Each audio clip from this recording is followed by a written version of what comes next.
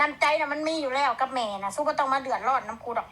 เรื่องแม่กูหนักกูมีเงินกูกับแม่น่ะมาที่หนึ่งแล้วนอนติดเสือสักเงียตายอยู่เดี๋ยวนี้คนก็ไม่ได้สะอ่อนคนไม่ได้สนใจแล้วไม่ต้องคนสินั่งเบิ่งอะไรเอาไม่ต้องคนสินั่งเบิ่งแบบนี้ผู้ใดสิว่าคอยใจดำก็แล้วแต่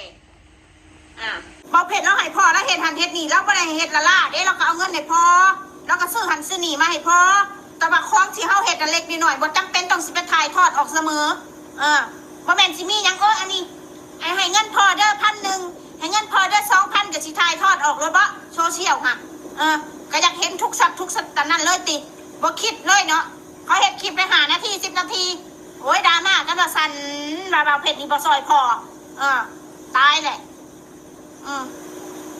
คนเป็นพ่อเป็นแม่ก็มีแต่เขาจะเห็นให้ลูกเขาไม่อยากได้เงินนำลูกหรอกคือพอแลมน่ะเราบ่เคยอยากได้เงินนำลูกให้ก็เอาบ่ให้แล้วก็แล้วเราบ่เคยสิมาถามแม่เราบ่มีเงินเราก็ยังบ่ขอได้อีพ่อนิสัยเราน่ะฉันคนสิอยู่น้ำเราได้บ่พี่น้องคอยอยากให้ซุมเจ้าเห็นแม่ย่าคอยเด้อเห็นยายทองเราเป็นคนขี้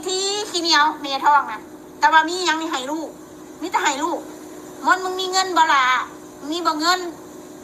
บ่มีเอานี่200เด้อ300เด้อเราให้ลูกไผ่พี่น้องแม่คอยบ่เคยให้ข่อยเอามาสิมาใช้แม่กินบ่เอาค่ะข้าซื้อว่าแม่กับลูกบ่เป็นยังได้ล่ะบ่มีเงินก็เอาน้ำแม่เด้ไปใส่เห็นอะไรยืมคนอื่นน่ะยืมบ่ได้พี่น้อง1,000 2,000 500ก็บ่ได้บัตรมันบ่ได้เอาน้ำแม่เนี่ยถ้าแม่มี100 200แล้วก็จกให้โลดผู้เป็นแม่นะ1,000 2,000ผู้เรามีแล้วก็จกให้โลดถ้ายืมคนอื่นเนี่ยโอ้โหแม่คอยบ่เคยให้ข่อยแม่คอยบ่เคยให้ข่อยเราให้ลูกไผ่พี่น้องแม่คอยบ่เคยให้ข่อยพอเป็นลูกไผ่แล้วเราให้ข่อยพอปูคือกันฉันคอยอยู่น้ำเพิ่นบ่ได้ดอกแม่แท้ๆบ่เคยให้ข่อยมีแต่มึงมีบ่เงินบ่มีสู้ไปเฮ็ดอะไรเฮ็ดงานสู้เฮ็ดงานได้สู้คือบ่ได้เงินได้คำมีเงินกูกับแม่ละมาที่หนึ่งที่สิ่งที่คือพ่อน่ะคือให้แม่แหละที่หนึ่งเลยแหละแม่กับลูกนี่แหละสำคัญนะสิบอกไว้ให้